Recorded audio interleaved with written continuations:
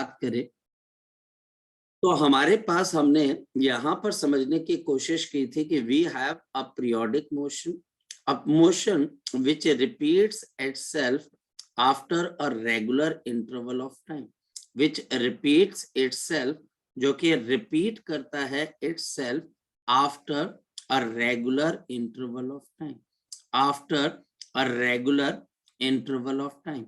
इस regular interval of time को हम क्या बोल देते हैं? Time period. इस रेगुलर इंटरवल ऑफ टाइम को हम क्या बोल देते हैं? The time period of the motion. The time period of the motion. मैंने एग्जांपल क्या दी थी?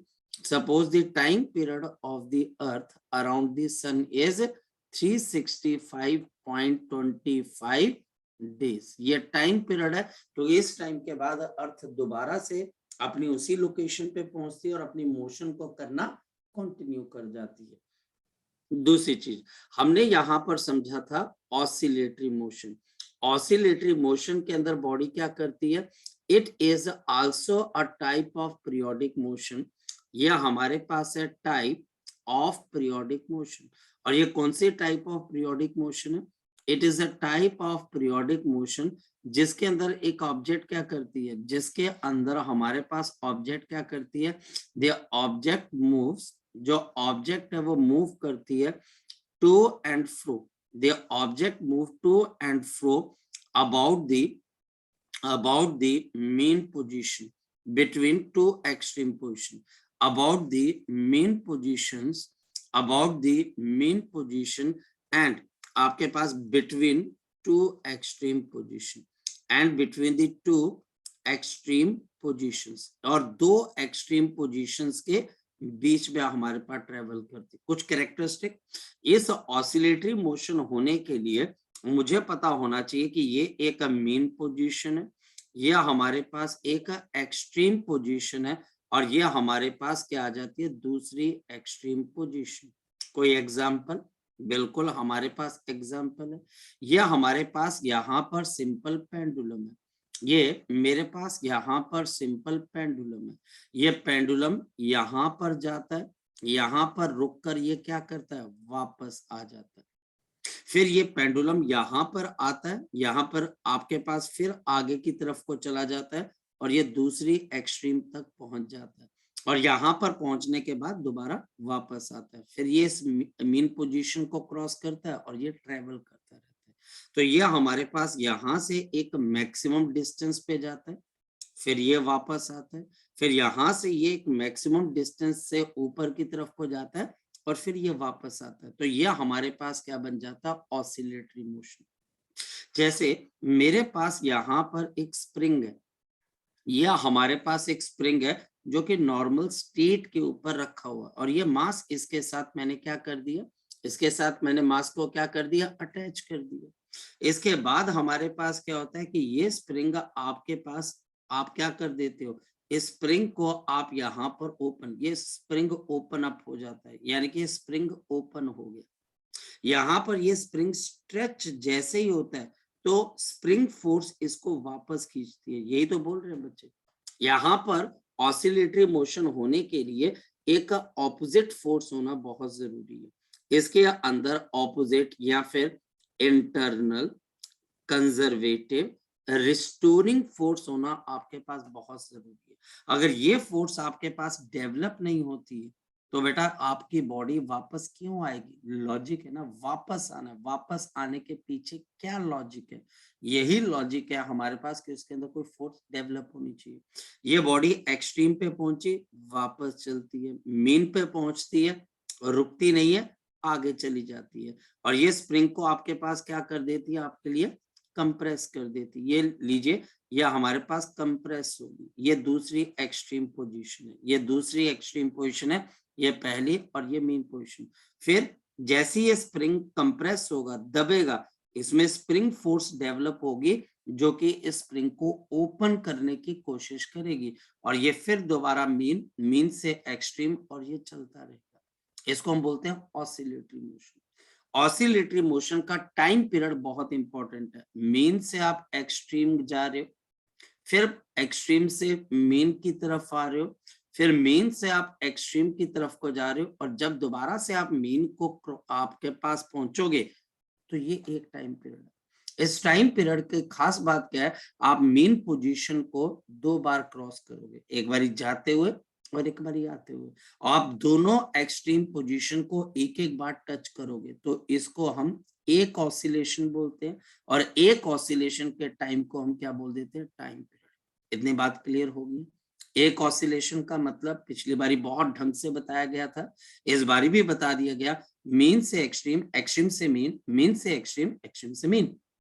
और हमारे पास यहां पर ये बन जाती है एक oscillation. Time taken for one oscillation is called time period, and inverse of time period is known as to be the frequency. सारी बातें सारे फैक्ट हमें लर्न करने पड़ेंगे। सारी चीजें हम छोटी क्लासेस में या अपनी फर्स्ट बुक ऑफ एनसीईआरटी के अंदर न्यूटन लॉ ऑफ मोशन या फिर वेक्टर्स, ये उसी की एप्लीकेशन है। इनिशियल तौर पे मेरा दिमाग वहां पर काम करना चाहिए।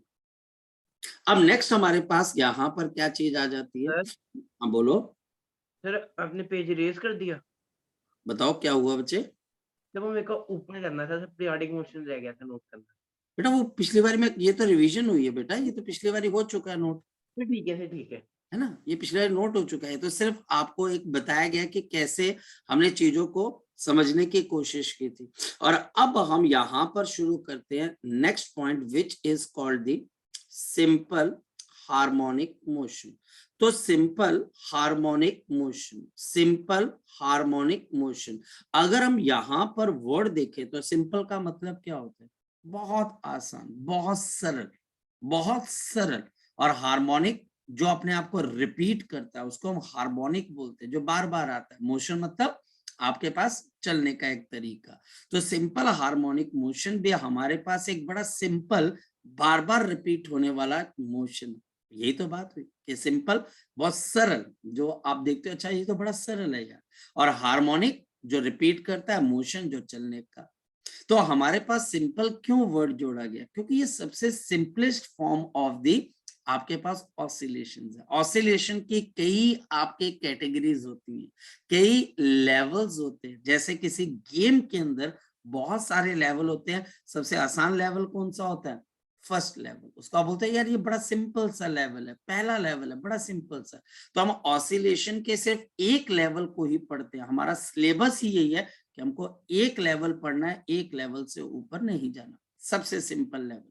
और सिंपल हार्मोनिक मोशन क्या, this is a type of, देखिए this is a type of oscillatory motion. Oscillatory motion तो बहुत तरीके के होते हैं, लेकिन ये सबसे simplest type of oscillatory motion है, सबसे simple. This is a type of oscillatory motion. ये ऑसिलेटरी मोशन की एक टाइप है, इन विच जिसके अंदर द इंटरनल, जो हमारे पास इंटरनल फोर्स है, the internal conservative restoring force, the internal conservative restoring force, the conservative internal restoring force opposing the motion। देखिए opposing, जो अपोज कर रहा है बच्चे, opposing the motion, opposing the motion of the body away from mean position, away from the main position is directly proportional। ये अब important आ गया, it is directly proportional, this is directly proportional to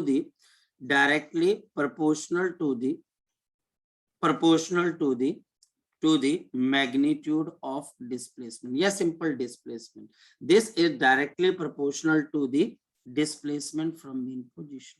ये characteristic proportional to the displacement from mean position characteristic है। कोई person बोलता है कि नींबू का टेस्ट क्या होता है, तो नींबू का टेस्ट तो सोर यानी खट्टा होता है। बोलो प्रूव करके बता, बोलो मैं कैसे प्रूव कर सकता हूँ, देख के। बोले कि तू खुद चेक कर ले कि ऐसा होता है। आप उसको नींबू पानी पिला दोगे या कुछ भी ऐसा करोगे जिससे उसका टेस्ट आपको आप उसको बता पाओगे कि देखिए इसका टेस्ट खट्टा होता है। इसका टेस्ट मीठा नहीं हो सकता, खट्टा है, क्योंकि ये इसके एक नेचुरल कैरेक्टरिस्टिक है। नेचर में जितनी चीजें एग्जिस्ट करती हैं उनके साथ कोई ना कोई कैरेक्टरिस्टिक एग्जिस्ट करती है।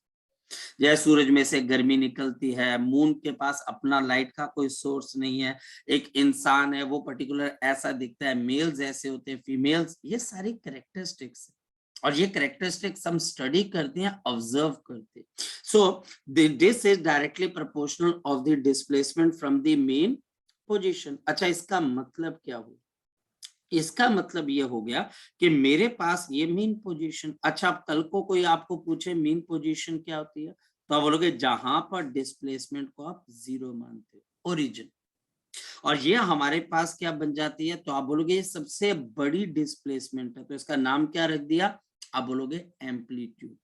और या फिर आप एक्सट्रीम पोजीशन है और इसका डिस्टेंस कितना आ गया मीन से, तो आप बोलोगे जी ये प्लस ऑफ ए, ये एम्पलीट्यूड है, यानी कि जो बॉडी है इसके आगे नहीं जा सकती, यहाँ पे रुक के वापस आएगी।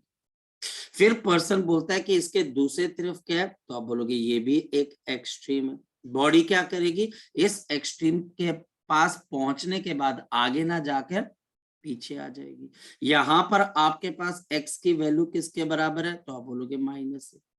अब ये a क्या होता है क्या नहीं होता है, ये प्लस a क्यों है माइनस a क्यों है, थोड़ा टाइम देते हैं। तो ये मेरे पास यहाँ पर मीन पोजीशन है, ये हमारे पास क्या आ जाती है, एक्सट्रीम पोजीशन। E2 का मतलब होता है सेकंड एक्सट्रीम पोजीशन, तो ऑसिलेशन तो बन गई। और अब ऑसिलेशंस कब होती है, जब आप बॉडी मेन पोजीशन को लीव करते, ये बॉडी यहाँ पहुंच गई, ये बॉडी यहाँ पर पहुंच के कहां पर जाने की कोशिश कर रही है, तो आप बोलोगे ये सर आगे जाने की कोशिश कर रही है, आगे ट्रेवल करने की कोशिश कर रही है।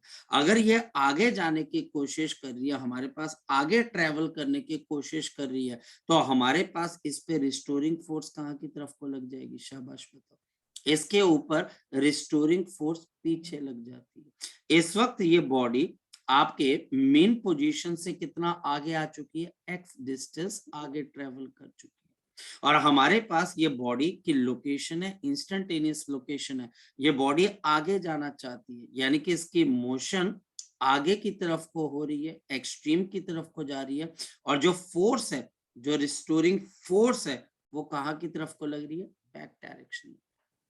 तो हमारे पास यहाँ पर ये सिंपल हार्मोनिक मोशन कैसे बनती है, तो बोला जाता है, अब ये लॉ है, ये लॉ है हमारे पास, F is equal to restoring force is equal to minus of K into X।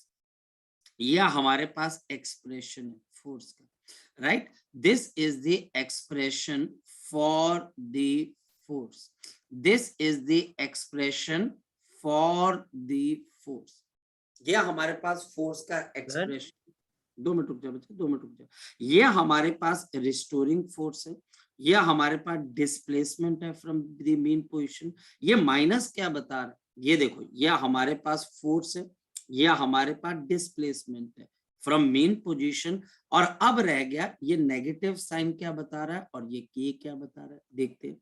ये नेगेटिव साइन हमको ये बता रहा है कि जो फोर्स है, जो फोर्स और डिस्प्लेसमेंट है, इन दोनों की डायरेक्शन सेम है कि ऑपोजिट है, बताओ शाबाश। ये फोर्स और डिस्प्लेसमेंट की डायरेक्शन सेम है कि ऑपोजिट, ऑपोजिट। और रह गया आपके पास यहाँ पर के, तो ये के आपके पास क्या है, रिस्टोरिंग कांस्टेंट। ये सिस्टम की कोई प्रॉपर्टी है, ये हमारे पास आ जाता है रिस्टोरिंग कांस्टेंट। ये हमारे पास क्या आ गया, रिस्टोरिंग कांस्टेंट। तो ये हमारे पास यहाँ पर क्या बन जाती है, पहली चीज, मतलब एसएचएम की शुरुआत आपके पास यहां से होती है। क्या अगर आपकी कोई बॉडी मेन पोजीशन को छोड़ के एक्सट्रीम की तरफ हो जाती है, तो पहली बात एक ऐसी फोर्स लगनी चाहिए जो आपकी मोशन को अपोज करे, और साथ ही साथ ये फोर्स अपोज करने के साथ साथ डिस्प्लेसमेंट जो आपने डिस्टेंस कवर किया मीन से, उसके डायरेक्टली प्रोपोर्शनल होनी चाहिए, उसके डायरेक्टली प्रोपोर्शनल होनी चाहिए। तो हमारे पास हम ये बोल देते हैं कि आप ये समझिए कि आपके ऊपर एसएचएम की कंडीशन लागू हो रही है। अब आप क्वेश्चन पूछ सकते हैं।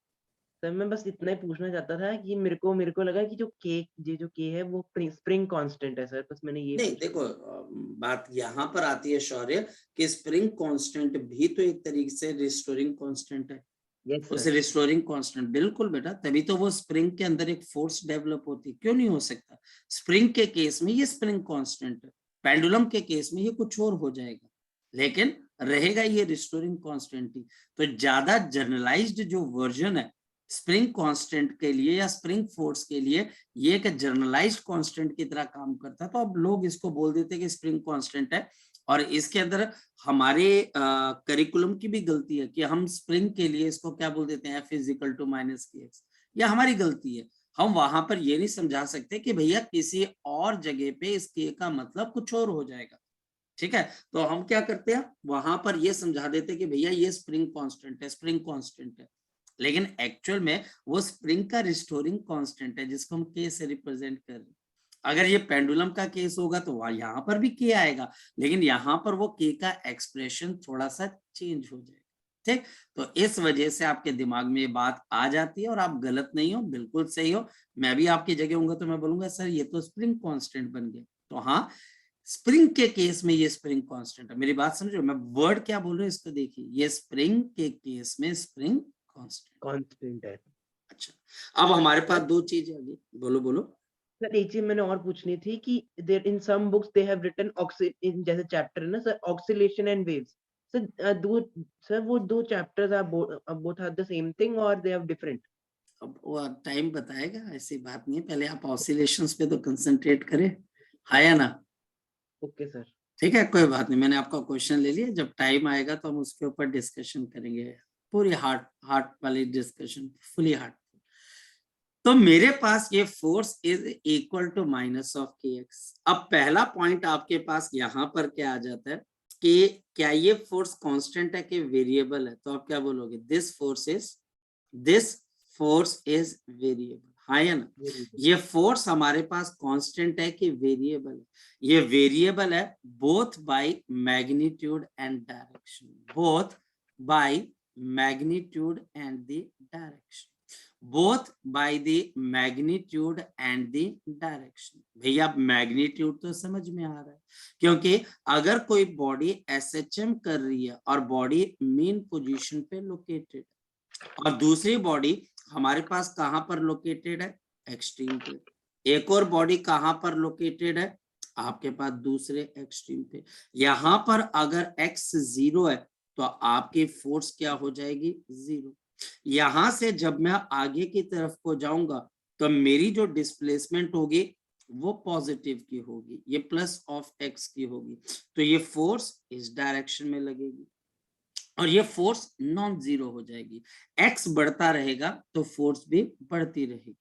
और अगर कोई पर्सन एसएचएम करवाता है पार्टिकल की in the left hand direction, तो बताओ यहां पर फोर्स की डायरेक्शन क्या हो जाएगी, यहाँ पर ये फोर्स की वैल्यू और दूसरे फोर्स की वैल्यू सेम है कि डिफरेंट है। देखो फोर्स की वैल्यू सेम है, क्या चीज डिफरेंट होगी आपके पास, क्या चीज डिफरेंट होगी, डायरेक्शन।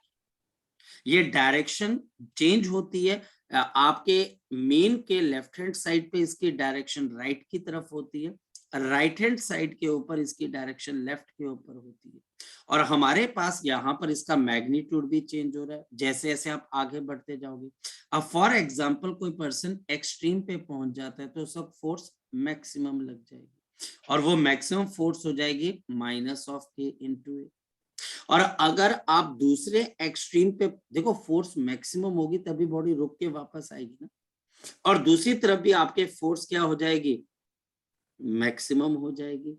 अब बताओ ये मेरे पास कितनी आ जाएगी, माइनस माइनस प्लस, तो ये प्लस ऑफ के, तो इसकी डायरेक्शन भी चेंज हो रही है, इसका मैग्नीट्यूड भी चेंज हो रहा है। और बच्चा हमको ये बात समझ में आनी चाहिए कि ये फोर्स कांस्टेंट नहीं, ये फोर्स वेरिएबल, ये फोर्स हमारे पास यहाँ पर वेरिएबल है, ये बिल्कुल भी हमारे पास कांस्टेंट नहीं है। आपको ये बात समझ में आ रही होगी। और ये फोर्स नेक्स्ट टाइम डिपेंड किसके ऊपर कर रही है, जरा बताओ, क्या ये फोर्स हमारे पास यहाँ पर किसी चीज पे डिपेंड कर रही है, तो आप बोलोगे जी हमारे पास ये फोर्स डिपेंड कर रही है, और ये फोर्स डिस्टेंस पे डिपेंड कर रही है।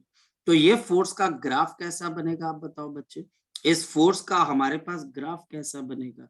तो मेरे पास force is equal to minus of k into x, क्योंकि फोर्स डिस्टेंस की पावर एक्स पे डिपेंड कर रही है, तो यह हमारे पास स्ट्रेट लाइन का ग्राफ बनेगा, क्योंकि ये एक्स की पावर 1 पे डिपेंड कर रही है और इसकी स्लोप आपके पास क्या पॉजिटिव है या फिर नेगेटिव है।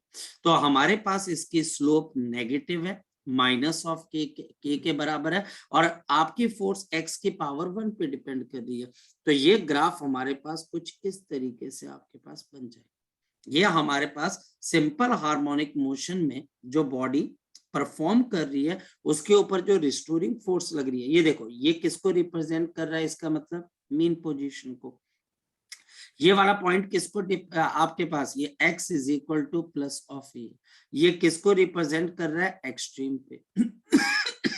यह हमारे पास दूसरी तरफ क्या आ गया, यह हमारे पास यहाँ पर आ गया x is equal to minus of A, ये किसको रिप्रेजेंट कर रहा है, दूसरी एक्सट्रीम को। और बॉडी इसके ऊपर क्या कर रही है, SHM कर रही है। m का मतलब mean x is equal to plus A पहला extreme, x is equal to minus A second extreme. तो होप सो आपको ये बात समझ में आ रही होगी, ये बात आपको समझ में आ रही है जस्सी, स्तुति, शौर्य, जगजोत, ये बात आपको समझ में आ रही है? Yes sir. और एक और बात बताओ, अगर मैं आपको बोलूं कि इसमें एवरेज फोर्स कितनी लग रही है, ये भाई एडिशनल पॉइंट है, तो एवरेज फोर्स आपके पास क्या लग रही है, 0। और क्यों 0 लग रही है, जरा सोच के बताओ। क्योंकि ये सारी फोर्सेस की वैल्यू जितनी बार ये पॉजिटिव आपके पास फोर्स लेता है उतने ही बार बच्चे या हमारे पास क्या ले लेता है, नेगेटिव। तो पॉजिटिव प्लस नेगेटिव क्या होता है, 0। तो अगर आप कंप्लीट मोशन देखें, लेकिन कंप्लीट पे एक ऑसिलेशन पे, तो नेट फोर्स 0 के बराबर। क्लियर है? आगे चले, आगे चले, क्लियर है? अब हम अगर आगे की तरफ को चलते हैं तो मुझे एक बात समझ में आने लगी है कि आपके पास अगर किसी बॉडी ने SHM करनी है तो SHM ऑसिलेशन की एक टाइप है। तो अगर ऑसिलेशन की एक टाइप है तो बाकी टाइप्स क्या होती हैं, तो मैं आपको बताता हूँ, ध्यान से समझिए। हमारे पास अब यहां पर एक क्वेश्चन से हम समझेंगे कि F is equal to 7x, F is equal to minus of 7x and F is equal to 7x square and F is equal to minus 7x square। और टीचर हमको यहाँ पर बोलता है कि भाई आप ये बताएं कि इसमें से SHM की इक्वेशन कौन सी, तो आप बगैर सोचे समझे बोल दोगे कि जो सेकंड मेरे पास यहाँ पर एक्सप्रेशन आ रहा है, now this is the expression, ये एक्सप्रेशन है हमारे पास किसका, एक SHM का। So this is the equation of SHM, क्योंकि force directly proportional to x की पावर 1 पे डिपेंड कर रहे हैं। अगर मैं आपको ये वाली चीज बोलूं कि क्या ये SHM हो सकती है, तो आप बोलोगे नहीं, -7x², लेकिन हाँ ये ऑसिलेटरी हो सकती है। तो अब आप समझने की कोशिश करो, डिस्प्लेसमेंट की पावर डिसाइड करती है, जो डिस्प्लेसमेंट है उसकी पावर डिसाइड करती है कि वो ऑसिलेशन SHM की कैटेगरी में आएगी या नहीं आएगी। अगर मैं x की पावर 1 लेता हूं, force is equal to minus of k into x, और x की पावर क्या है बच्चे हमारे पास 1। अगर ये x की पावर मेरे पास यहाँ पर 1 है तो वो ऑसिलेशन SHM की कैटेगरी में आ जाती है। लेकिन अगर x की पावर आपके पास चेंज होने लग जाए 1 से बड़ी हो जाए, तो आप बोलोगे ऑसिलेशंस तो हैं पर ये SHM नहीं बन पाएगी। इन शॉर्ट मैं क्या कहना चाह रहा हूं कि अगर force, restoring force minus of k into x की पावर n है, अगर तो n की वैल्यू मेरे पास 1 है, तो मैं क्या बोलूंगा, ये सिंपल हार्मोनिक मोशन है, ये ऑसिलेशन सिंपल हार्मोनिक मोशन है। और अगर मैं आपको बोलूं कि n इज ग्रेटर देन 1, अगर मैं आपको क्या बोलता हूं कि n ग्रेटर देन 1 है, तो इसका मतलब क्या हो जाएगा, अगर n मेरे पास ग्रेटर देन 1 है तो बताओ आपके पास क्या हो जाएगा। अगर n ग्रेटर देन बच्चे हमारे पास 1 आएगा तो मैं इसको SHM नहीं बोलूंगा, मैं इसको क्या बोल दूंगा, ऑसिलेटरी मोशन। मैं सिंपल ऑसिलेटरी मोशन बोल के निकल लूंगा, और ऑसिलेटरी मोशन को तो हमने पढ़ना भी नहीं। हमारे पॉइंट का जो पॉइंट ऑफ इंटरेस्ट है, जो एरिया ऑफ इंटरेस्ट है, वो सिंपल हार्मोनिक मोशन।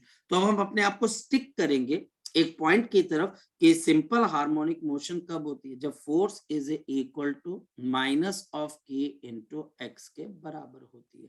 तो जहां पर भी मुझे ऐसी इक्वेशन नजर आएंगी तो मैं बोलूंगा जो भी बॉडी के ऊपर ये फोर्स लग रही है minus of k into x, तो वो बॉडी श्योर है कि वो आपके पास क्या कर रही होगी, सिंपल हार्मोनिक मोशन कर रही होगी। क्लियर होगी इतनी बात? क्लियर होगी बात? अब हम ऑसिलेटरी को छोड़ के कहां पर भाग गए, simple harmonic motion. Periodic motion, periodic motion की एक type oscillatory motion, body to and fro चलती है। और आपके पास ऑसिलेटरी मोशन की भी एक और टाइप है जिसको हम क्या बोल देते हैं, सिंपल हार्मोनिक मोशन, जहां पर फोर्स डिस्प्लेसमेंट की पावर 1 पे डिपेंड करती है, डिस्प्लेसमेंट को अपोज करती है, और ये बॉडी को एक्सट्रीम से पकड़कर दोबारा दोबारा कहां की तरफ को लेके आती है, मीन की तरफ। दोबारा दोबारा कहां पे लेके आती है, मीन की तरफ। तो अगर हम इस बात को समझ जाते हैं तो ये हमारे पास क्या बन जाती है, सिंपल हार्मोनिक मोशन। क्लियर है? ठीक है, क्लियर है ये वाली चीज? चले आगे। चलो अब चलते हैं हम आगे की तरफ, और हम यहां पर देखते हैं कि हमारे लिए नेक्स्ट क्या रखा हुआ है। तो चलो जी, फोर्स आगे से, चलो फोर्स आ गया हमारे पास। तो अब हम धीरे धीरे अपने आप को डेवलप करेंगे, कई चीजें याद करनी पड़ेगी इनिशियल तौर पे, और कई चीजें हमें धीरे धीरे धीरे धीरे समझ में आएंगी।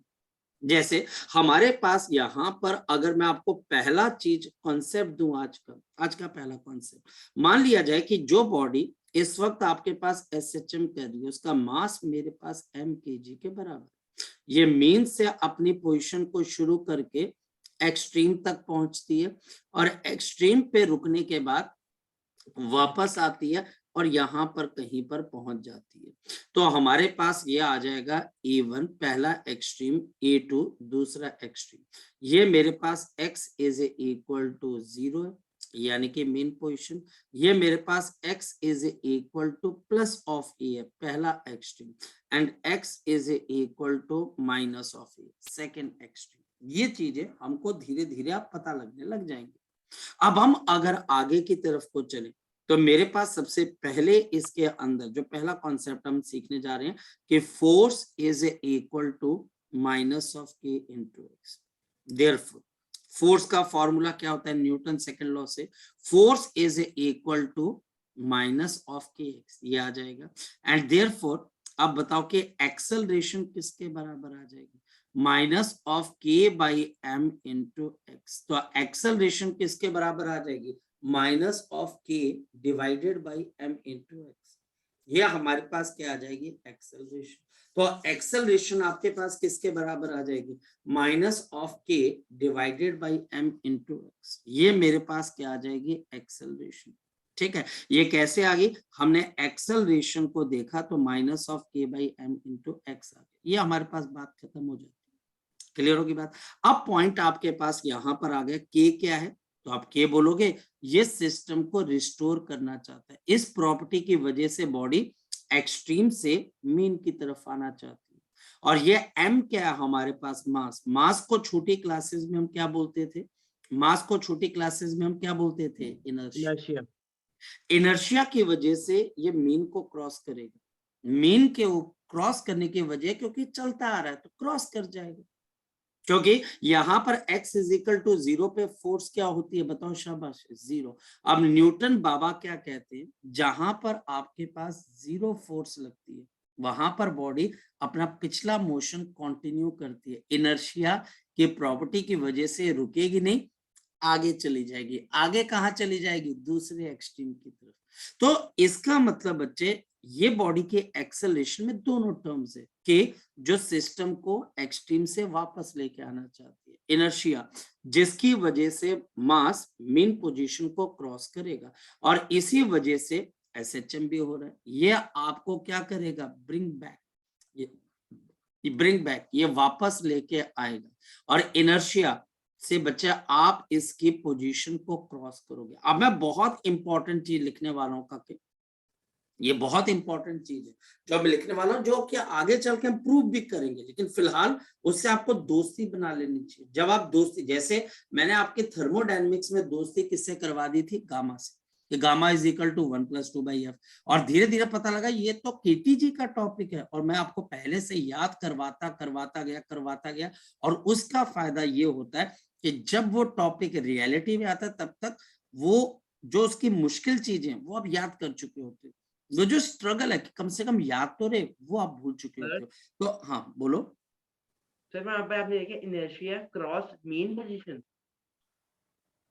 यस बच्चे, क्रॉस कर पाएगा ना आपके पास, नहीं तो बच्चे ये क्रॉस करके क्यों जाएगा आगे की तरफ। एक क्वेश्चन है ना आपके पास, ये क्या करता है एसएचएम के अंदर, क्या करता है, एक्सट्रीम तक पहुंच के वापस आता है। कौन वापस लेके आ रहा है, के का फैक्टर। अब ये के का फैक्टर हमको ढूंढना पड़ेगा, और ये मीन पे वापस आ गया। अब ये दूसरे एक्सट्रीम की तरफ क्यों जाएगा, क्योंकि जैसे आप मीन पे पहुंचते हो आपके पास एक मोशन का इनर्शिया होता है, और नेट फोर्स 0 है। जब फोर्स ही नहीं है आप पे, ना रोकने के लिए ना चलाने के लिए, तो आप अपना पिछला मोशन कंटिन्यू करके दूसरे एक्सट्रीम की तरफ भागने लग जाते हो, और जैसे आप मीन को क्रॉस करते हो वही रिस्टोरिंग फोर्स काम करना शुरू कर देती है, जो आपको वापस लेके आ जाती है, और मोशन आपके पास क्या हो जाता है, मोशन आपके पास क्या हो जाता है, सिंपल हार्मोनिक मोशन। तो इस मास की वजह से आप क्रॉस करते हो, और किसको क्रॉस करते हो, you will cross the mean position. ठीक है शौर्य, शौर्य मतलब सर ठीक है। जो जो हमारा डिस्टेंस होगा फ्रॉम मीन टू E2 वो होगा बिकॉज ऑफ द इनर्शिया, और जो E2 से M होगा वो होगा because of the restoring force F, है ना सर।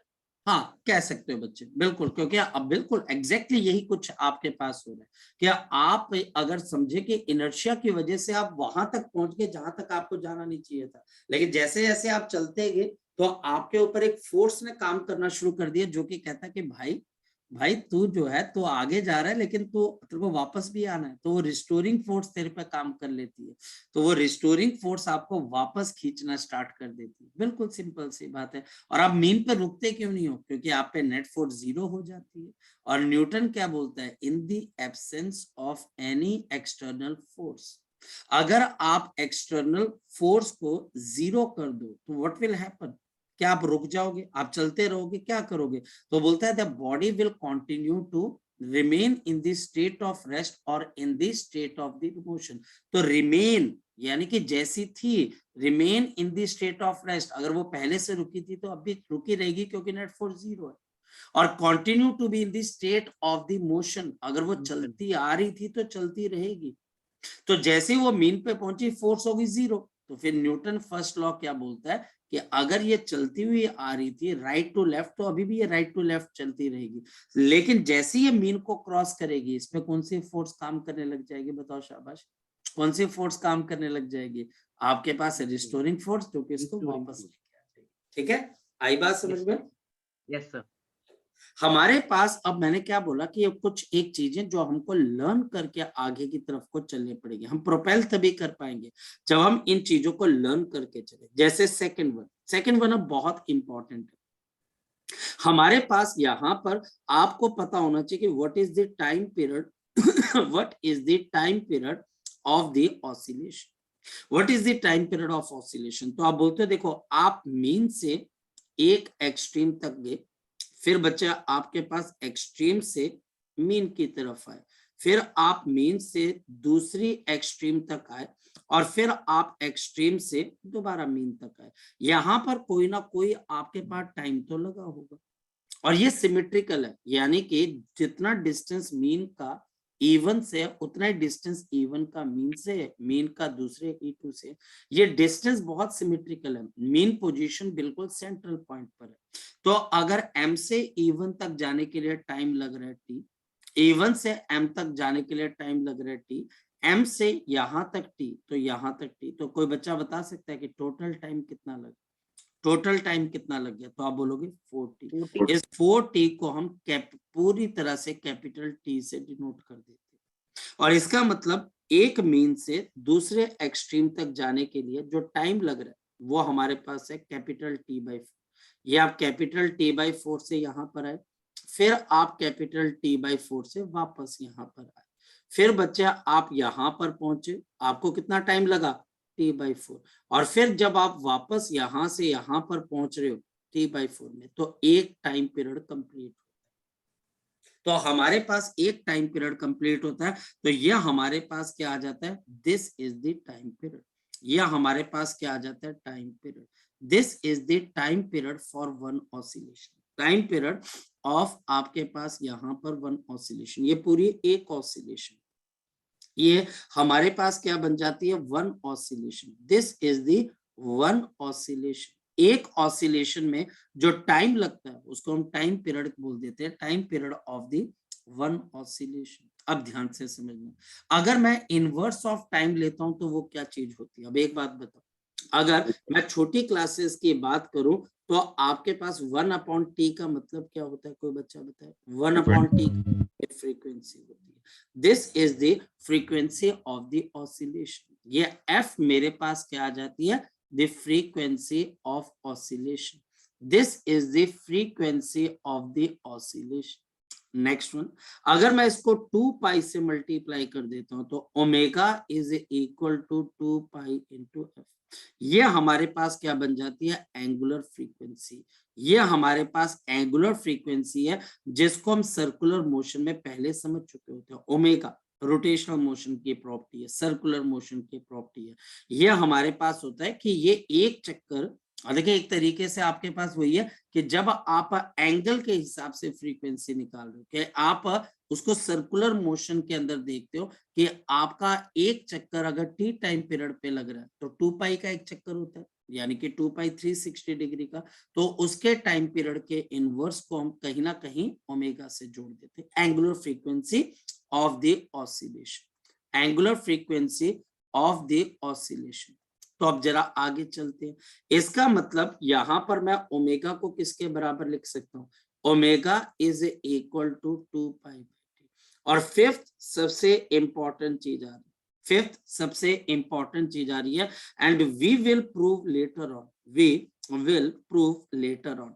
हम ये चीज बाद में प्रूव करेंगे, लेकिन अभी हम उसकी स्टेटमेंट लिख लेते हैं। We will prove later on that आपका जो ओमेगा है, ओमेगा एंगुलर फ्रीक्वेंसी या 2 पाई बाई टी, जहां पे T time period of oscillation है, is equal to under root of k by m. ये हमारे पास k बाई एम आपके पास कितने के बराबर है, जरा देख के बताओ। क्या ये k बाई एम हमारे पास पहले आ चुका है, यस, ये k बाई एम हमारे पास पहले आ चुका है। ये k बाई एम की वैल्यू हम यहां पर कहीं पर डिस्कस कर चुके हैं। तो acceleration is equal to minus of k by m into x. तो ये हमारे पास कितना आ जाएगा, minus of k by m into x. ये देखिए ये हमारे पास आ चुका है, acceleration is equal to minus of k by m into x. ये नेगेटिव साइन प्रॉपर्टी है, इसको भूलना नहीं। और या फिर अब बताओ कि हम और क्या लिख सकते हैं, ये वी विल प्रूव ऑन। ऐसा नहीं है कि मैं आपको यहाँ पर छोड़ के चला जाऊंगा और ये बताऊंगा नहीं ओमेगा के बाई एम के बराबर कैसे आएगा, बिल्कुल आएगा, इसकी आप परवाह मत करो। लेकिन याद करना शुरू कर दो कि किसी भी एसएचएम के अंदर एक्सेलरेशन किसके बराबर होती है, तो माइनस ऑफ आपके पास के बाई एम इंटू एक्स, और ये के बाई एम किसके बराबर है, ओमेगा स्क्वेयर के बराबर। अगर आप ओमेगा स्क्वेयर कर दोगे तो ये कितना आ जाएगा, k by m. So therefore the A is equal to minus of omega square into x। ये ओमेगा स्क्वेयर इंटू एक्स है, जहां पर ओमेगा आपके पास किसके बराबर है, 2 पाई बाई टी, जहां पर ओमेगा मेरे पास के बाई एम के साथ साथ और किसके बराबर है, 2 पाई बाई कैपिटल टी, जहां पर ओमेगा किसके बराबर है, 2 पाई बाई कैपिटल टी। तो ओमेगा किसके बराबर है आपके पास, 2 पाई बाई कैपिटल टी। अब जरा देखते हैं इस पे क्वेश्चन अगर कोई आता है तो हमको हैंडल कैसे करें। देखिए क्वेश्चन हमारे पास क्या है, क्वेश्चन हमारे पास बड़ा सिंपल सा है। If for an SHM, for an SHM, मेरे पास एक एसएचएम आपके लिए हो रहा है, द एक्सेलरेशन, जो एक्सेलरेशन है वो मेरे पास है माइनस ऑफ यहां पर 625 इंटू एक्स। ये हमारे पास एसएचएम की इक्वेशन, यस बिल्कुल है। Find the time period, find the time period, आपको यहाँ पे टाइम पीरियड निकालना है। Find the time period of the SHM, find the time period of the SHM। मुझे इस सिंपल हार्मोनिक मोशन का टाइम पीरियड बताना। निकल जाएगा बच्चे, निकल जाएगा, बिल्कुल निकलेगा और बड़े आराम से निकलेगा। सॉल्यूशन, हमारे पास यहाँ पर एक्सेलरेशन किसके बराबर होती है, -625 इंटू एक्स। इसको कंपेयर कर लेते हैं, किससे कंपेयर कर लेते हैं, A is equal to minus omega square x के साथ। अब इतनी बातें तो याद होनी चाहिए यार। और we can write down omega square is equal to 625। Omega बताओ किसके बराबर आ जाएगी, this is 25। Omega 2 pi by capital T is equal to 25। और बताओ T की वैल्यू किसके बराबर आ जाएगी, बताओ शाबाश। और T की वैल्यू आपके पास आ जाएगी 2 पाई अपॉन 25। तो हमारे पास टाइम पीरियड की वैल्यू किसके बराबर आ जाएगी, 2 पाई अपॉन 25। मेरी बात को आप समझ गए, यहाँ पर क्वेश्चन समझे कि करना कैसे जी। अब किसी बच्चे का कोई डाउट है तो वो बच्चा मुझसे पूछ सकता है, शाबाश। अगर किसी बच्चे का कोई डाउट है तो वो बच्चा मुझसे पूछ सकता है, अदरवाइज ये चीजें तो आपको लर्न करनी पड़ेंगी। और अगर आप कॉपी खोल के नहीं देखोगे तो आप फंस जाओगे, फिर आप फंस जाओगे, क्योंकि एक लास्ट मोमेंट पे आप अगर उठाओगे तो उसमें कंफ्यूजन ज्यादा क्रिएट होगी एज कंपेयर टू आप जब किसी चीज को समझना शुरू करते हो तो आप कंफ्यूज हो जाओगे कि सर ये करना क्या चाह रहे थे। ठीक, तो कॉपी पेन के ऊपर इसको नोट कर लो, जो चीज आपने पूछनी है वो आप पूछ लीजिए। क्लियर है ये वाली चीज, नीचे करना सर कुछ, मैं करता हूँ, एक मिनट, ये देखो, ठीक है बेटा, ये सर नोट करना। हाँ नोट कर लो, बिल्कुल आराम से नोट करो। इसको रिवाइज भी करना है, इसको रिवाइज भी करना है। और मैं आपको बताता हूँ सिंपल हार्मोनिक मोशन, देखो अगर आप बोलो नीट के हिसाब से ज्यादा इंपॉर्टेंट टॉपिक नहीं है, बट ये है कि अगर एक आधा क्वेश्चन आ जाए जो आसान और जिसको मैं हैंडल कर सकता हूँ तो फिर क्या दिक्कत है। Yes sir. चले आगे की तरफ बेटा, यस। चलो हमारे पास यहाँ पर पहली चीज आ गई। अब एक बात बताओ, यहाँ पर कुछ क्वेश्चंस आ जाते हैं। क्वेश्चन नंबर 1, क्या हमारी एक्सेलरेशन कांस्टेंट है कि वेरिएबल। इज द एक्सेलरेशन जो हमारे पास एक्सेलरेशन है बच्चे ऑफ SHM इज कांस्टेंट और वेरिएबल, कांस्टेंट और वेरिएबल, कांस्टेंट और बच्चे आपके पास variable.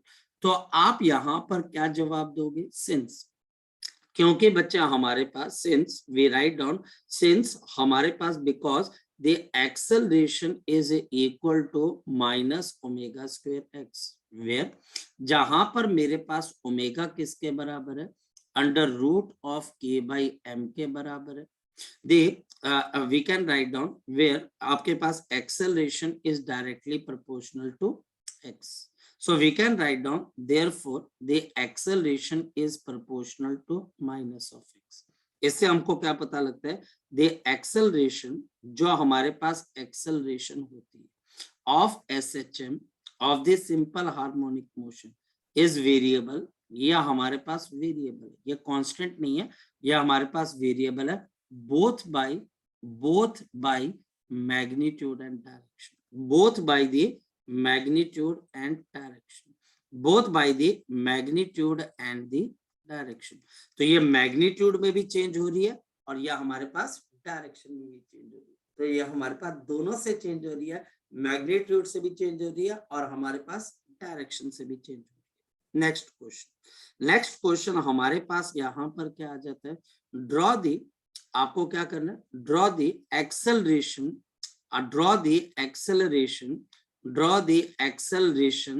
And position graph, the acceleration and the position graph in SHM।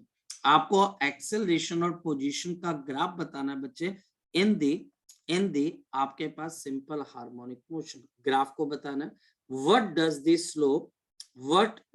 Slope of this graph represent, what does this slope, इस ग्राफ की slope क्या represent करती है, रिप्रेजेंट, ये आपके पास क्या रिप्रेजेंट कर जाती है। तो जरा देखते हैं बच्चा हमको करना कैसे, सॉल्यूशन फोकस करते हैं, सॉल्यूशन देखते हैं, क्योंकि हमारी एक्सेलरेशन यहाँ पर किसके बराबर होती है, minus omega square into x, minus omega square into x. तो हमारे पास इसका जो ग्राफ बनेगा अगेन स्ट्रेट लाइन बनेगा, पोजीशन वर्सेस डिस्टेंस का ग्राफ, पोजीशन वर्सेस एक minute, position acceleration versus position का ग्राफ हमारे पास स्ट्रेट लाइन बनेगा। और स्ट्रेट लाइन की स्लोप आपके पास क्या हो जाएगी, ये स्ट्रेट लाइन की जो स्लोप है हमारे पास, वो स्लोप आपके पास ओमेगा स्क्वायर के बराबर हो जाएगी। तो this will be a graph of straight line, graph of the straight line, या हमारे पास ग्राफ बन जाएगी स्ट्रेट लाइन की, this will be the graph of the straight line with आपके पास स्लोप, विद द स्लोप, जिसकी स्लोप आपके पास किसके बराबर हो जाएगी, ओमेगा स्क्वायर के बराबर, जिसकी स्लोप ओमेगा स्क्वायर के बराबर है। और ओमेगा खुद किसके बराबर है, टाइम पीरियड के बराबर। तो हमारे पास where omega is equal to किसके बराबर है, 2 पाई बाई टी।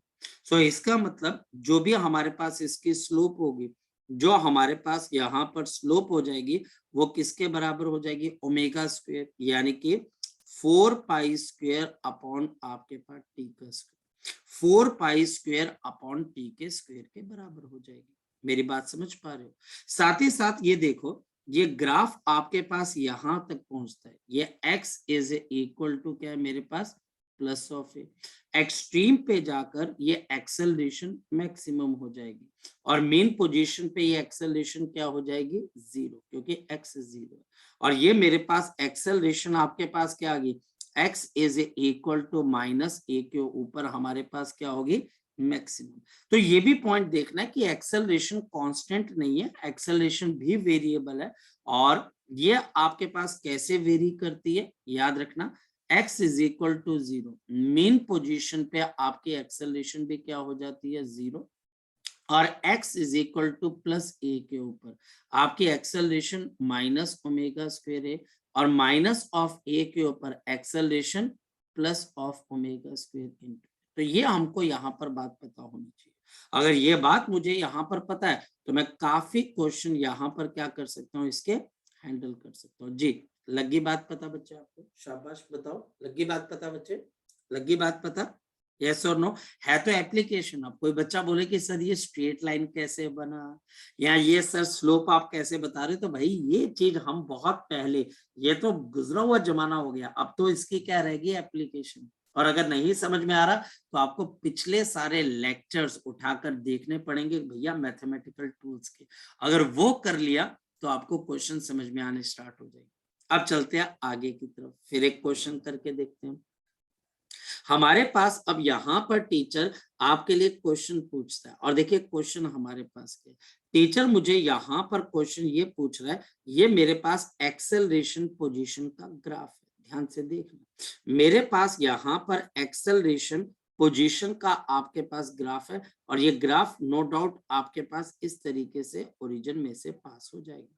यहाँ पर इस ग्राफ का, अब ध्यान से देखना, इस ग्राफ का ये एक्सेलरेशन है, और ये मेरे पास पोजीशन है। जो इसकी पोजीशन है, मान लेते हैं कि बच्चे 0.1 मीटर का एम्पलीट्यूड है, तो यह हमारे पास यहाँ पर 0.1 मीटर का मेरे पास यहाँ पर एम्पलीट्यूड, एम्पलीट्यूड मतलब ये मेन पोजीशन है, ये मेरे पास पहली एक्सट्रीम पोजीशन है आपके पास, और ये मेरे पास यहाँ पर दूसरी एक्सट्रीम पोजीशन है, और यहाँ पर मेरे पास कोई ना कोई एक्सेलरेशन भी है। मेन पे तो जीरो हो जाएगी, एक्सट्रीम के ऊपर ये चेंज होगी, और एक्सट्रीम पे हमारे पास इसकी जो एक्सेलरेशन हमारे पास आ रही है, वो आ रही है 40 मीटर पर सेकेंड स्क्वायर, 40 मीटर पर सेकेंड स्क्वायर। अब बताना क्या, we have to find out the time period of the oscillation. तो यहाँ पर मुझे क्या बतानी है, time period of the oscillation या simple harmonic motion. So from the acceleration graph, from the acceleration and position graph, the acceleration and the position graph, आपके acceleration position graph से क्या बताने, calculate time period, calculate time period, calculate time period। आपने मुझे यहाँ पे time period calculate करके बताना, आपको ये बताना है कि इसका टाइम पीरियड आपके पास क्या होगा। अब क्वेश्चन कैसे करें, तो बच्चा यहाँ पर थोड़ा परेशान हो जाता है, सर क्वेश्चन कैसे करें। कोई दिक्कत वाली बात नहीं। आप एक्सेलरेशन पोजीशन के ग्राफ की स्लोप निकाल दो। अच्छा, स्लोप कैसे निकलती है हमारे पास? तो स्लोप निकालने का तरीका बड़ा सिंपल सा आ जाता है, change of the variable on y axis divided by change of the variable in x axis. यहाँ पर हमारे पास ये बॉडी के अंदर आपके y में चेंज आ रहा है और आपके x में चेंज आ रहा है। ये देखिए, आपके y और आपके पास x में चेंज आ रहा है, y और आपके पास x में चेंज आ रहा है। This is the change in x और ये हमारे पास रेलेवेंट चेंज इन y है। और नेगेटिव साइन को हम यहाँ पर इग्नोर कर देंगे, नहीं तो टाइम नेगेटिव में आ जाएगा, जो कि पॉसिबल ही नहीं, तो हम उसको इग्नोर कर देते हैं। तो इसकी स्लोप अब आपके पास क्या आ जाएगा, चेंज इन y, तो 40, चेंज इन x 0.5, तो यह हमारे पास कितना आ जाएगा 400। यूनिट्स वगैरह मत लगाओ, कोई दिक्कत वाली बात नहीं। अब बताओ कि इसका सॉल्यूशन कैसे दोगे भैया? कैसे दोगे सॉल्यूशन? हम इसका सॉल्यूशन कुछ इस तरीके से देंगे, क्या हमारे पास इसकी जो स्लोप होती है वो किसके बराबर होती है, ओमेगा स्क्वायर। इसकी जो स्लोप होती है वो हमारे पास ओमेगा स्क्वायर के बराबर होती है, 4π/t स्क्वायर के बराबर। तो मेरे पास 400 is equal to omega square, omega is equal to 20, this is a 2π/t is equal to 20, ये कैंसिल होके 10। तो बताओ टाइम पीरियड किसके बराबर आ जाएगा, π/10। पाई बच्चे हमारे पास 3.14/10, तो टाइम पीरियड कितने के बराबर आ गए, 0.314 से। लगा पता क्वेश्चन कैसे किया बच्चों ने? लगा पता बच्चा? ये क्वेश्चन ऐसे ही करने हैं। और ये अब आपको ये बात देखनी पड़ेगी बच्चे कि हम ऐसा नहीं है कि हम बच्चे कोई भी क्वेश्चन रैंडमली उठा लेते हैं। बच्चे हमारे पास हम क्वेश्चन बड़ा सोच समझ के उठाते हैं और हम क्वेश्चन को बच्चे एक लेवल के ऊपर ही करते हैं, हम उस लेवल से नीचे नहीं आते। और यही आपको सक्सेस भी दिलाएगा, यही बच्चे सक्सेस दिलाएगा, है ना। कि मैं आपको अगर छोटे मोटे न्यूमेरिकल्स दे के आपको बिजी रखूं बच्चे, तो उससे तो बच्चे आपका फायदा ही नहीं हो पाएगा। मैं आपको बोलूं चलो ओमेगा मैंने दे दिया, x इज इक्वल टू 3 पे क्या होगा, x इज इक्वल टू 4 पे क्या होगा। आप बोलोगे सर मैंने 20 न्यूमेरिकल कर दिया, आपने बहुत अच्छा किया सर, मैं 20 न्यूमेरिकल मेरे से निकल भी गए। और क्यों? क्योंकि मुझे x की वैल्यू डालकर एक्सेलरेशन निकालनी थी। तो आप बोलोगे सर मजा ही बड़ा आया। तो मैं बोलूं बेटा ये मजा तो आपको अभी आया है, लेकिन असली मजा आपको कंपटीशन के बाद आएगा, जब आपको लगेगा कि सर ये चीज तो सर हम कर ही नहीं पाए। तो इस वजह से स्टैंडर्ड क्वेश्चन करो बच्चे। और क्वेश्चन अटकते हैं, स्टैंडर्ड क्वेश्चन सॉल्व नहीं होते हैं, स्टैंडर्ड क्वेश्चन ही अटकते हैं। अब जिन बच्चों ने थर्मोडायनेमिक्स की वो क्लास लगाई थी, जो केवीपीवाई का क्वेश्चन था जगजोत, जो उस बच्चे ने पूछा था, यस सर। अब वो बच्चा +2 का स्टूडेंट है, वो +1 से मेरे साथ है। तो आप समझो बच्चे कि उस बच्चे का इंटरेस्ट कितना, जिसको ये बोल सकते हैं कि इंटरेस्ट कितना, मेडिकल का स्टूडेंट है। कई बच्चों को यकीन नहीं होता है कि वो मेडिकल का स्टूडेंट ऐसे क्वेश्चन कहाँ से ढूंढ के लेके आता है। हैरानी होती है ना सर ये, क्योंकि मेडिकल वाले बच्चों पे एकदम से ठप्पा लगा देते हैं, अरे मेडिकल का बच्चा ये क्या क्वेश्चन करेगा, अरे मेडिकल का बच्चा आसान क्वेश्चन पूछेगा। तो वो क्वेश्चन ढूंढ के लेके आते हैं और क्वेश्चन पूछते हैं। और वो आपके पास जो था, तभी तो बोला गया कि मैंने कि उसमें आसान क्वेश्चन भी आते हैं, ये टफ क्वेश्चन था। तो मैंने उसको समझाया, मैं बोला काके टफ क्वेश्चन करना जरूरी होता है, लेकिन पहले आसान करके क्वालिफाई कर जाओ केवीपीवाई। तो बात ये है। तो वो बच्चा भी 2 साल का है। अब वो बच्चा कहता है सर नीट वगैरह, उसके लिए वो नीट का लेवल क्रॉस कर चुका है, नीट हो गया, जेई मेंस, ये जेई एडवांस क्लियर कर चुका है। अब उसका दूसरे वे में पड़ गया, वो बोलता है मैंने ओलंपियाड करने हैं सर, अब मैंने केवीपीवाई करनी है। मतलब कि वो जो छोटे मोटे लेवल होते हैं ना, नीट बहुत बड़ा लेवल थोड़ी ना है, वो क्लियर हो चुका है। जेई मेन सर मैं कर लूंगा सर, मैं ये भी कर लूंगा, मुझे अब केवीपीवाई, अब वो केवीपीवाई टारगेट कर। तो वो अच्छे क्वेश्चन करने का फायदा होता है। तो आपको ही समझ में आया कि वो क्वेश्चन एक पेज पे तो आया ही नहीं। और इमेजिन करो कि केवीपीवाई के अंदर अगर क्वेश्चन है, पहला तो आपका जो एग्जाम है वही भारी भरकम है, और ऊपर से क्वेश्चन बच्चे हमारे पास खतरनाक सब। चलो ये तो चलता है, और यही मेहनत है बच्चे, यही मेहनत है। इसके अंदर से जब कोई क्वेश्चन ना आए तो घबराना नहीं, बिल्कुल नहीं घबराना। और जब कोई क्वेश्चन आ जाए तो उससे सीखना है। बेसिकली क्वेश्चन आपको सिखाते हैं, क्वेश्चन आपके कॉन्सेप्ट को क्लियर करते हैं, कॉन्सेप्ट को क्लियर करते हैं। क्वेश्चन नहीं आने का मतलब आपका कोई कॉन्सेप्ट है जिसको आपको अप्लाई करना नहीं आता, या तो आता है अप्लाई करना नहीं आता, या बिल्कुल भी नहीं आता, ना अप्लाई करना ना बच्चे आपको वैसे आता। तो ये चीज, तो हमारे पास एक्सेलरेशन, क्या ये एक्सेलरेशन हमारे पास कांस्टेंट है? नहीं भाई, पोजीशन और मैग्नीट्यूड दोनों से आपके पास चेंज होगी। अब हमारे पास यहाँ पर एक और चीज आ जाती है विच इज कॉल्ड दी ऑसिलेशन कर लिया, टाइम पीरियड कर लिया। अब हमारे पास क्या आ जाता है एम्पलीट्यूड। अब मेरे पास क्या आ जाता है amplitude. Amplitude is the maximum displacement, the maximum displacement from the mean position, the maximum displacement from mean position on either side, from mean position, from the mean position on the either side, on either side, जहां पर body पहुंच के वापस आती है तो maximum displacement from the mean position on either side. ये हमारे पास यहाँ पर मीन आ गया, ये हमारे पास यहाँ पर एक्सट्रीम आ गया, और ये मेरे पास यहाँ पर दूसरा एक्सट्रीम आ गया।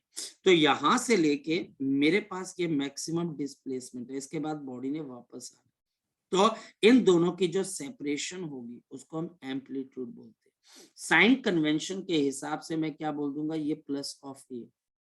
अगर मैं मीन से दूसरी तरफ जाऊंगा तो ये भी मेरे पास एम्पलीट्यूड है, बट साइन कन्वेंशन के हिसाब से आपके पास क्या आ जाएगा माइनस ऑफ ए। तो एक तरफ प्लस ए और एक तरफ माइनस ए, एक तरफ प्लस ए एक तरफ minus A.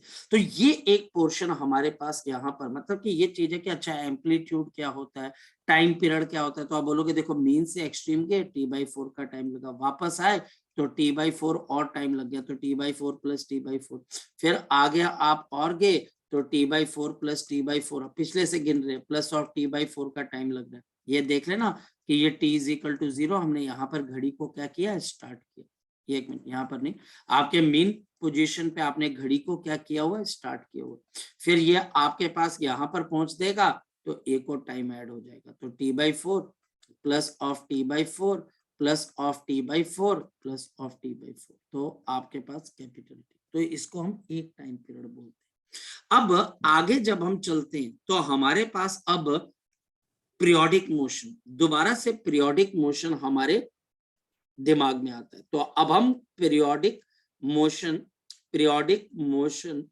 And mathematical analysis पे ध्यान देंगे। एंड बच्चे हम यहाँ पर इसके मैथमेटिकल एनालिसिस के ऊपर ध्यान देते हैं। देखिए हमारे पास नेचर के अंदर कोई ऐसी चीजें होती है जो एक सर्टेन टाइम पीरियड के बाद अपने आप को रिपीट करती है बच्चे, जैसे सर्दियां, गर्मियां, ये बच्चे पीरियोडिक आपके पास क्या करते हैं, पीरियोडिसिटी आपके पास होती है। जैसे 7 दिन के बाद वही दिन आएगा जहां से हफ्ता शुरू हुआ था, तो हम बोलते हैं कि इसमें भी क्या पीरियोडिसिटी है। तो हम बोलते हैं हर 7 दिन के बाद या हर 30 या 31 दिन के बाद दिन अपने आप को क्या करता है, रिपीट करता है। तो मैथमेटिक्स के अंदर हमारे पास पीरियोडिक मोशन एग्जिस्ट करता है। ये पीरियोडिक मोशन हमारे पास जो एग्जिस्ट करता है बच्चे, वो कैसे एग्जिस्ट करता है अगर बात की जाए तो हम बोलते हैं कि पीरियोडिक मोशन और मैथमेटिकल एनालिसिस के लिए क्या करना चाहिए, वी शुड हमको क्या करना है बच्चे, वी शुड चूज, हमको चूज करना है बच्चे अ मैथमेटिकल फंक्शन। एक मैथमेटिकल फंक्शन को आपको क्या करना है यहाँ पर चूज करना। पर क्यों चूज करना, बच्चा बोलते हैं कि सर क्या जरूरत पड़ गई मैथमेटिकल फंक्शन, क्योंकि physics is all about the mathematics of the nature. तो मुझे एक ऐसा मैथमेटिकल फंक्शन चूज करना which repeats itself after certain interval of time, which repeats itself after certain interval of time, after certain interval of time। बच्चा बोलते हैं sir समझ नहीं है आप क्या कहना क्या चाहते, मैं आपको समझाता हूं, ध्यान से देखना। After certain interval of time, after the certain interval of time, suppose कि मैं यहाँ पर y, सपोज y मान लेते, क्या दिक्कत है, y = t मैं यहाँ पर बना देता हूँ। अगर मैं y = t यहाँ पर बना देता हूँ तो इसका ग्राफ कैसा बनेगा, कोई बच्चा बता सकता है, इसका ग्राफ आपके पास क्या बनेगा, कोई बच्चा बता सकता है। तो आप बोलोगे इसका ग्राफ हमारे पास यहाँ पर क्या बन जाता है, स्ट्रेट लाइन, हाँ या नहीं। अब ये स्ट्रेट लाइन क्या कभी अपने आप को दोबारा से बच्चे रिपीट करने की कोशिश करते हैं, तो बच्चा बोलता है सर रिपीट का मतलब क्या, रिपीट का मतलब ऐसे, जैसे कि कोई बॉडी हमारे पास स्ट्रेट लाइन पे ऊपर गई ड्रॉप हुई, फिर ऊपर गई ड्रॉप हुई, फिर ऊपर गई ड्रॉप हुई, फिर ऊपर गई, ड्रॉप हुई। अब एक बात बताओ, अगर मैं इन दोनों में से बोलूं कि कौन सी ऐसी ग्राफ है, कौन सी ऐसी पिक्चर है जो आपको पीरियोडिसिटी शो कर रही है, जो बता रही है कि मैं एक सर्टेन इंटरवल के बाद दोबारा से अपने आप को रिपीट करूंगा, आप इसको ज्यादा कंसीडर करोगे या सेकंड को? बताओ, वन मेरे पास पीरियोडिक है कि नॉन पीरियोडिक है, या सेकंड मेरे पास पीरियोडिक है कि नॉन पीरियोडिक है? क्या लगता है? सेकंड क्या पीरियड लगता है? सेकंड पीरियोडिक लग रहा है। साफ दिखाई दे रहा है कि सेकंड मेरे पास यहाँ पर पीरियोडिक है, और ये एक सर्टेन टाइम के बाद, ये देखो, ये एक सर्टेन टाइम के बाद, जो मर्जी टाइम मान लीजिए, अपने आप को क्या कर रहा है? रिपीट कर रहा है। ये वही वैल्यूज चूज कर रहा है जो वैल्यू बच्चा हमारे पास पहले थी, और ये मेरे पास यहाँ पर क्या है? नॉन पीरियोडिक है। ये मेरे पास नॉन पीरियोडिक है। तो नेचर के अंदर आप देखिए कि हमारे पास पीरियोडिक और नॉन पीरियोडिक फंक्शन, जैसे हम जब अपने किसी पेशेंट को देखने के लिए हॉस्पिटल में जाते हैं, तो उसकी हार्ट बीट जो होती है, जो मॉनिटर के ऊपर आप देख रहे होते हैं, तो कहीं पर बच्चा हमारे पास वो हार्ट बीट ऐसे जा रही होती है, हाँ या ना? कभी ऑब्जर्व किया आपने बच्चे? ऐसे। यस सर कभी ऑब्जर्व किया आपने? ये Yes. ऐसे करके। ये जो बच्चा हमारे पास है, ये जो ग्राफ आपके पास बन रहा है, ये पीरियोडिक है कि नॉन पीरियोडिक है? तो आप बोलोगे सर ये आपके पास पीरियोडिक है, क्योंकि आपका heart beat regular interval of time पे हो रहा है। और अगर मान लिया जाए कि किसी पेशेंट की डेथ हो जाती है, तो वहां पर मॉनिटर के ऊपर क्या आने लग जाती है बच्चे? बताओ शाबाश, एक स्ट्रेट लाइन आने लग जाती है। स्ट्रेट लाइन का मतलब है कि उसका हार्ट ने बीट करना बंद कर दिया, उसकी पीरियोडिक मोशन खत्म होगी, तो आपके पास पल्सेस नहीं आ रही। मेरी बात समझ रहे हो? आप अगर अपनी वेन के ऊपर अंगूठा रखो, तो आपको अंदर से पल्स निकलती हुई नजर आती है, पल्स, ऐसे पल्स निकल रही, पल्स निकल रही है, वो क्या बच्चे? Periodic motion. तो पीरियोडिसिटी बच्चा हमारे पास बहुत जरूरी है समझना। तो मैथमेटिक्स के अंदर, क्योंकि इससे हमको समझ में आ सकता है, अगर तो कोई चीज पीरियोडिक है तो वो ग्राफ में नजर आएगी, ग्राफ में नजर आएगी कि देखो पीरियोडिक अपने आप को रिपीट कर रही है। ऐसे बच्चे हमारे पास सिंपल हार्मोनिक मोशन है, अपने आप को बार बार रिपीट करता है, तो उसके लिए भी कोई ग्राफ होना चाहिए, और उसके लिए भी हमारे पास डिस्प्लेसमेंट वर्सेस टाइम का ग्राफ। अब के बच्चे जो है वो जिद कर बैठते हैं, सर ये देखो सर, आपने जो ग्राफ ऊपर बनाया वो तो स्ट्रेट लाइन है। अरे काके, ये एक्सेलरेशन और डिस्टेंस का ग्राफ है, मुझे डिस्टेंस और टाइम का ग्राफ देखना है। डिस्टेंस और टाइम का ग्राफ मेरे पास पीरियोडिक होना चाहिए। ये अब जैसे मैथमेटिकली आपके पास से कभी भी पीरियोडिक नहीं हो सकता।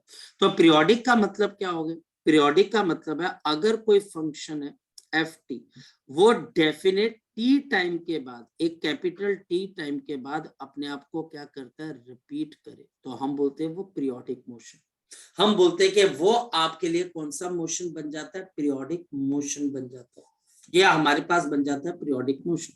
फॉर एग्जाम्पल, मैं आपको एक चीज बताता हूँ। फॉर एग्जाम्पल, ध्यान से समझना, मैं अगर आपको ये बोल देता हूं साइन ऑफ आपके पास यहां पर 30 डिग्री, साइन ऑफ 30 डिग्री, और साइन ऑफ आपके पास 360 degree divide 360 plus of 30 degree, या फिर और भी बढ़िया कर सकते हो आप इसको और भी बढ़िया कर सकते हो। और वो हमारे पास क्या है? साइन ऑफ मेरे पास यहाँ पर 30 डिग्री प्लस ऑफ 360, दोनों की वैल्यू आपके पास क्या होती है? अब बच्चा बोलता है कैसे सेम होती है? इसको देखने के और भी कई तरीके मैथमेटिक्स के अलावा। मैं एक सर्कल को ड्रॉ करता हूं, ये देखिए सर्कल को मैंने ड्रॉ कर दिया, ये मैंने एक सर्कल को ड्रॉ कर दिया, ये हॉरिजॉन्टल लाइन है और ये मेरे पास वर्टिकल लाइन है, और ये रहा मेरे पास एंगल कितने का बच्चा आपके पास? बताओ शाबाश, 30 डिग्री का। ये एंगल हमारे पास यहाँ पर कितने का रह गया? 30 डिग्री का। ये 30 डिग्री का मेरे पास एंगल है। यहां से मेरे पास एक बॉडी चलना शुरू करती है ऐसे, यहाँ पर साइन 30 कितने के बराबर है? हाफ के बराबर। ये चली, ये यहां से बच्चा हमारे पास कितना आगे की तरफ को चलेगी? तो आप देखो बच्चे, यहाँ पर मेरे पास टोटल 180 है, तो इसमें से 30 निकाल दो तो 150, 150 प्लस ऑफ 90 तो कितना हो जाएगा? 150 प्लस ऑफ 90 कितना आ जाएगा बच्चे? बोलो शाबाश। 150 तो 150 प्लस 90 का के 240। तो ये बच्चा हमारे पास मैं इसको रेफरेंस लाइन मान रहा हूँ इसको, तो ये 240 प्लस ऑफ 90, शाबाश बताओ, 240 प्लस ऑफ 90 तो आप बोलोगे सर 330 और 330 प्लस ऑफ 30 तो दोबारा से कितना आ जाएगा बच्चे 360। यानी कि 30 में अगर मैं 360 को ऐड करूं तो मैं दोबारा वहीं पर पहुंच जाऊंगा जहां से मैं चला था। मेरी बात को समझे, मैं वहीं पर पहुंच जाऊंगा जहां से मैं चलना स्टार्ट हुआ था, मैं दोबारा वहीं पहुंच गया। 30 प्लस ऑफ 360, 30 प्लस ऑफ 360 मैं वहीं पर पहुंच जाऊंगा जहां से मैं चला था। तो इस वजह से साइन 30 अगर हाफ है तो ये भी बच्चा हमारे पास हाफ है। तो ये वाली चीज जो हमारे पास बनी, या हमारे पास क्या आ गया बच्चे, आपका इसका पीरियड आ गया। दिस इज अ पीरियड, ये वो पीरियड है जिसके बाद साइन अपने आप को क्या कर रहा है, रिपीट कर रहा है। मेरी बात को आप समझ पा रहे हो, मेरी बात को आप फोकस कर पा रहे हो कि मैं क्या कहना चाह रहा हूँ। इसी तरीके से मैथमेटिक्स के अंदर हमारे पास कॉस भी होता है। साइन और कॉस ये दो ऐसी चीजें जिनके पास 2 पाई का यानी कि 360 डिग्री का टाइम पीरियड होता है।